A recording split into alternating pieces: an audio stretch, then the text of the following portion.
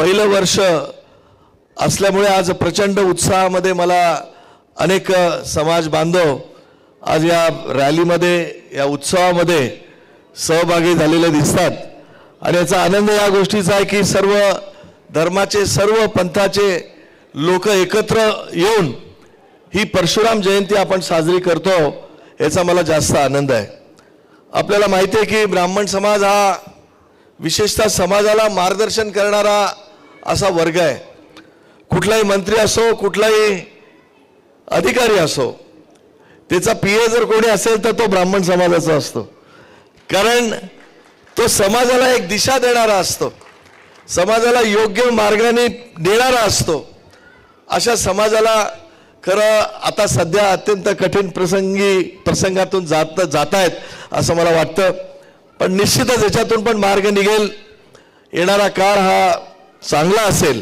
करण्यामागे उद्देश एकच असतो की त्या निमित्ताने सर्व हेवे दावे सर्व समाज बंधू भगिनी ही मुलं ही एकत्र येतात आणि आपले काय भेदभाव असतील ते विसरतात।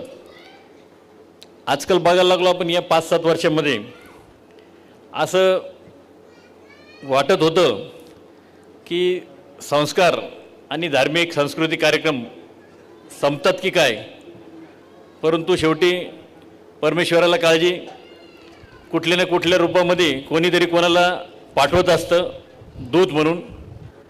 तो गल्लीपासून दिल्लीपर्यंत कुठे असू द्या, त्या माध्यमातून एक धार्मिक सांस्कृतिक समाजाचे देशाचे सर्व हितोपयोगी समाज उपयोगी कामं होत असतात आणि आपण त्याचा अनुभव घ्यायला पण लागलो।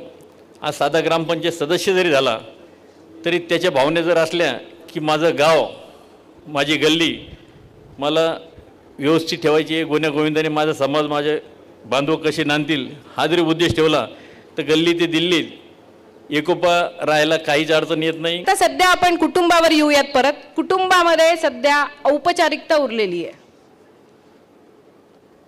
आपल्या मुलांना आपले चुलत काका चुलत आत्या चुलत मावशा माहीत नाही आहेत। ते आपल्यालाच विचारतात कोण आलंय, मग आपल्याला सांगावं लागतं अरे तुझ्या बाबांची अशी अशी, आत्या कोण माहीत नाही, मामी कोण माहीत नाही, मावशा कोण माहीत नाही, आजी आजोबांना पाया पडावं लागतं हे सुद्धा आजकाल मुलांना माहिती नाही।